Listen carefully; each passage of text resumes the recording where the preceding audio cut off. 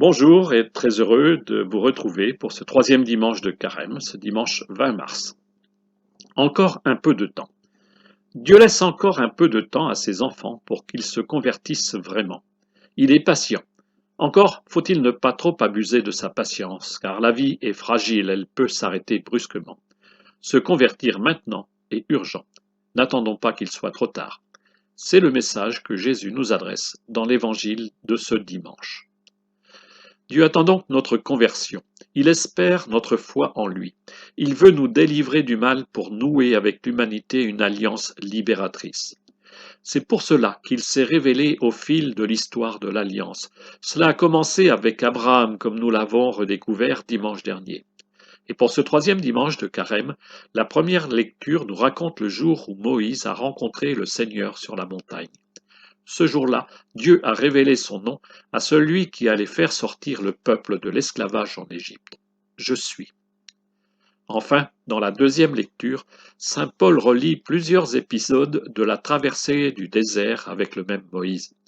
Comme les Hébreux, nous devons affronter les épreuves de la vie avec foi, mais le risque existe de mettre Dieu en cause quand ça va mal.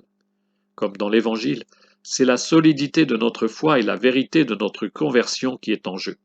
Aussi, mettons-nous humblement à l'écoute de cette parole qui nous bouscule et nous interroge ce dimanche, en commençant par la première lecture. C'est un récit bien connu que nous entendons dans cette première lecture. Moïse va sur la montagne. Il voit un buisson qui brûle bizarrement. Il s'approche. Une voix interpelle alors le berger. C'est le récit de la vocation de Moïse que nous entendons. Mais c'est aussi une théophanie, c'est-à-dire la manifestation de Dieu qui se révèle à son serviteur. Entrons donc avec Moïse dans la contemplation de ce Dieu d'Abraham qui se révèle au cœur de celui qui le cherche. Ce récit se trouve dans le deuxième livre de la Bible, le livre de l'Exode, au chapitre 3, les versets 1 à 8, puis 10 et 13 à 15. En ces jours-là, Moïse était berger du troupeau de son beau-père Jéthro, prêtre de Madian. Il mena le troupeau au-delà du désert et parvint à la montagne de Dieu à l'Horeb. L'ange du Seigneur lui apparut dans la flamme d'un buisson en feu. Moïse regarda, le buisson brûlait sans se consumer. Moïse se dit alors, je vais faire un détour pour voir cette chose extraordinaire. Pourquoi le buisson ne se consume-t-il pas? Le Seigneur vit qu'il avait fait un détour pour voir, et Dieu l'appela du milieu du buisson. Moïse, Moïse. Il dit, me voici. Dieu dit alors, n'approche pas d'ici, retire les sandales de tes pieds, car le lieu où tu te tiens est une terre sainte. Et il déclara, je suis le Dieu de ton père, le Dieu d'Abraham, le Dieu d'Isaac, le Dieu de Jacob. Moïse se voila le visage, car il craignait de porter son regard sur Dieu. Le Seigneur dit, j'ai vu, oui, j'ai vu la misère de mon peuple qui est en Égypte, et j'ai entendu ses cris sous les coups des surveillants. Oui, je connais ses souffrances. Je suis descendu pour le délivrer de la main des Égyptiens et le faire monter de ce pays vers un beau et vaste pays, vers un pays ruisselant de lait et de miel. Maintenant donc va, je t'envoie chez Pharaon, tu feras sortir d'Égypte mon peuple, les fils d'Israël. Moïse répondit à Dieu, j'irai donc trouver les fils d'Israël, et je leur dirai, le Dieu de vos pères m'a envoyé vers vous. Ils vont me demander quel est son nom. Que leur répondrai-je? Dieu dit à Moïse, je suis qui je suis. Tu parleras ainsi aux fils d'Israël. Celui qui m'a envoyé vers vous, c'est je suis. Dieu dit encore à Moïse, tu parleras ainsi aux fils d'Israël. Celui qui m'a envoyé vers vous, c'est le Seigneur, le Dieu de vos pères, le Dieu d'Abraham, le Dieu d'Isaac, le Dieu de Jacob. C'est là mon nom pour toujours, c'est par lui que vous ferez mémoire de moi d'âge en âge. Nous voilà de nouveau sur la montagne comme Jésus et les trois disciples dimanche dernier dans le récit de la transfiguration du Christ. Moïse, qui a déjà échappé à la mort en Égypte quand il était encore un nourrisson, a dû s'enfuir au désert car sa vie est menacée. Il est devenu berger et il gravit la montagne de l'Horeb. C'est là que le Seigneur lui apparaît comme un feu qui brûle sans détruire le buisson ardent. C'est que Dieu est feu, chaleur et vie pour l'humanité. Une voix vient du buisson. Dieu est aussi parole. Il se fait reconnaître comme le Dieu d'Abraham. Moïse ose à peine s'approcher, il voile son visage, car personne ne peut voir Dieu sans mourir. L'appel du Seigneur est clair. Tu dois retourner en Égypte pour libérer le peuple.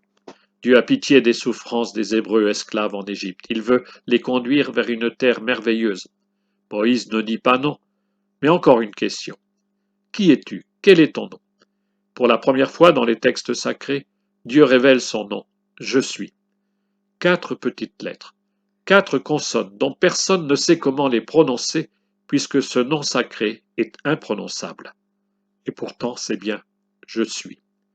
Pour le peuple de Dieu, un autre nom le remplace, le Seigneur, ou Kyrios en grec, d'où notre chant Kyrie eleison, ou Dominus en latin. Apprenons de Moïse à voiler notre cœur quand nous nous tenons devant le Seigneur.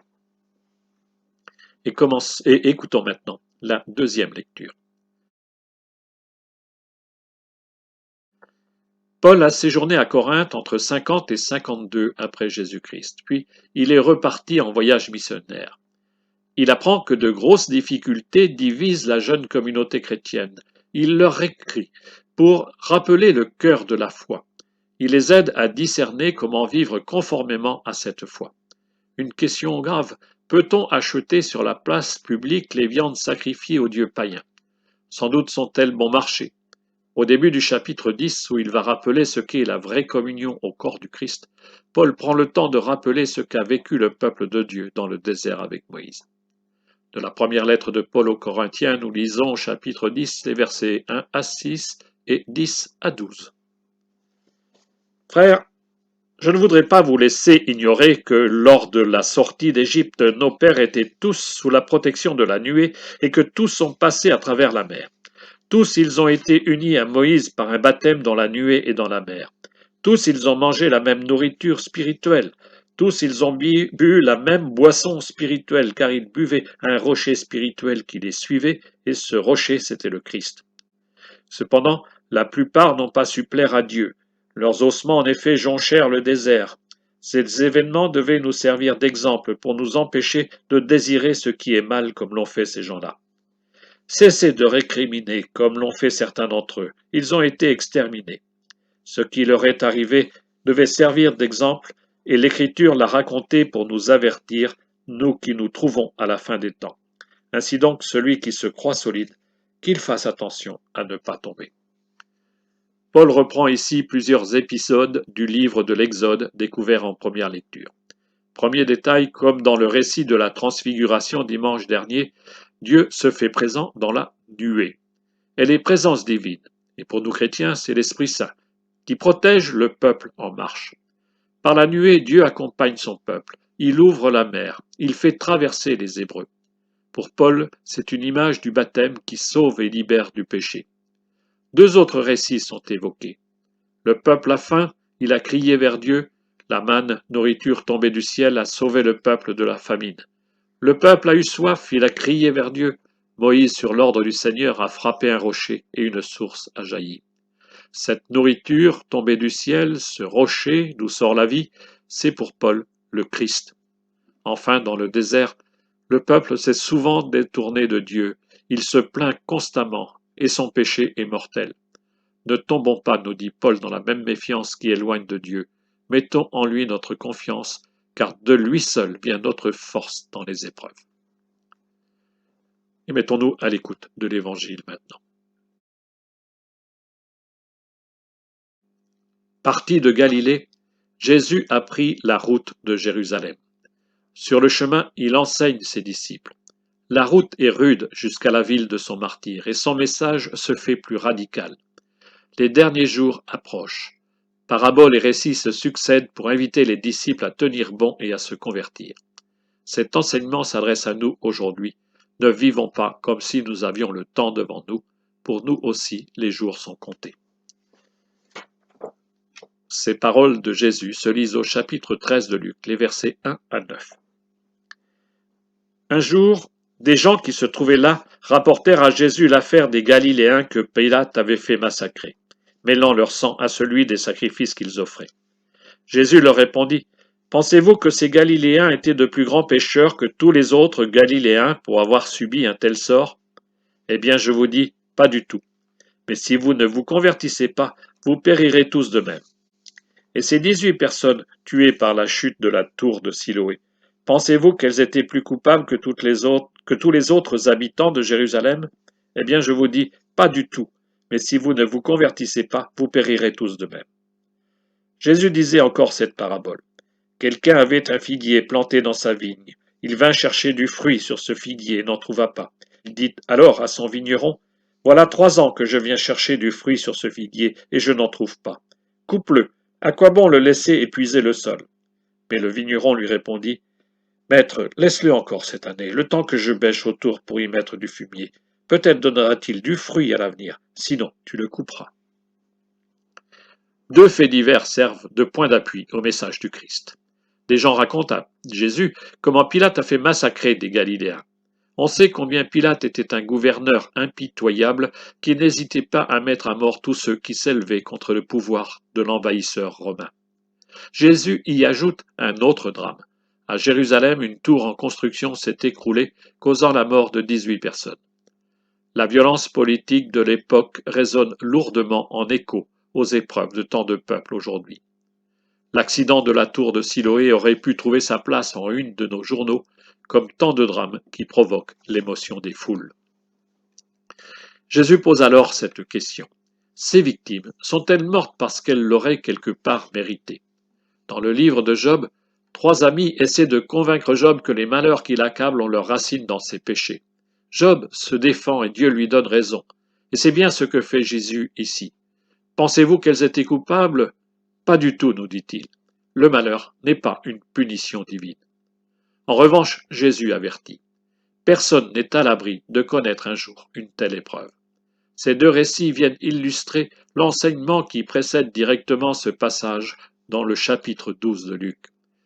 Par exemple, restez en tenue de service, votre ceinture autour des reins et vos lampes allumées, c'est le verset 35 du chapitre 12.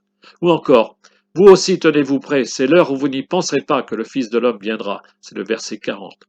Jésus demande qu'on vive le cœur en alerte, prêt à vivre une conversion exigeante et radicale, car le jugement est proche, et ce jour-là, nous dit Jésus, je te le dis, tu n'en sortiras pas avant d'avoir payé jusqu'au dernier centime.